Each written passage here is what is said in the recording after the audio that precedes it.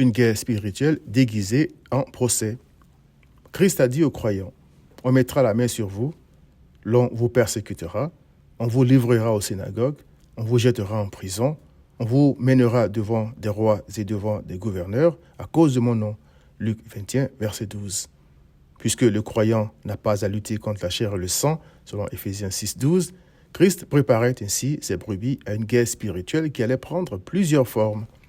Le cas de Paul à Jérusalem donne un exemple de cette guerre spirituelle déguisée en procès.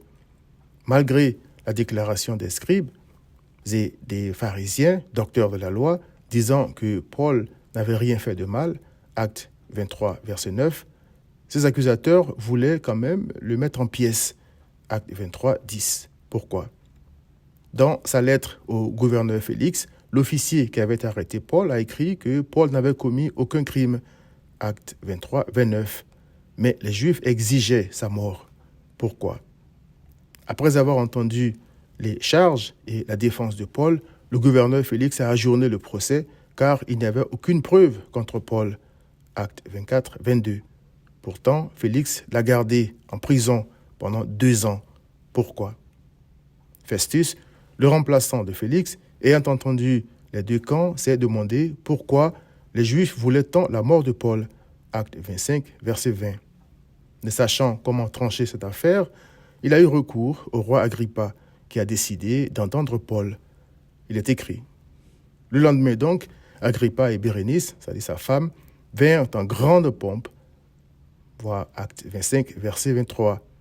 En grande pompe, c'est-à-dire avec brio, solennité, luxe, faste, grand bruit.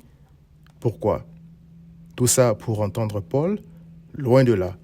Je crois qu'excédé par le fait que ses agents n'arrivaient pas à anéantir Paul, le diable a décidé de déployer tout ce qui lui restait comme puissance.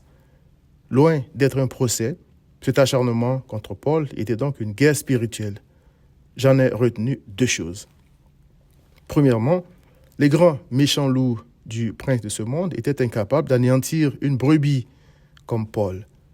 Christ a dit que personne ne pouvait entrer dans la maison d'un homme fort et piller ses biens sans avoir auparavant lié cet homme fort. Marc 3, 27. En versant son sang, Christ a dépouillé l'ennemi et rendu ses brebis invincibles. Voir Apocalypse 12, verset 11. Il a dit, « Je leur donne la vie éternelle, et elles ne périront jamais, et personne ne les ravira de ma main. » Jean 10, 28.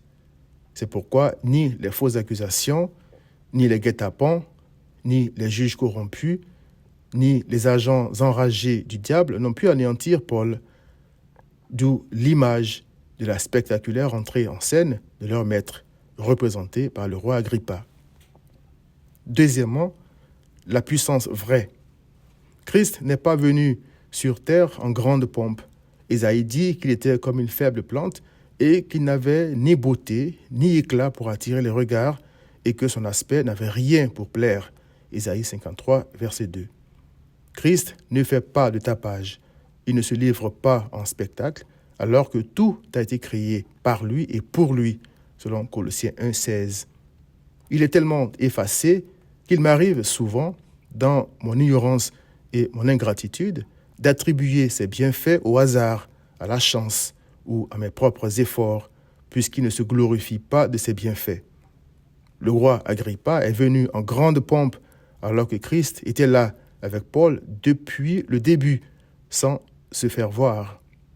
Sa grandeur est dans son humilité, voir 1 Roi 19, 11 à 13.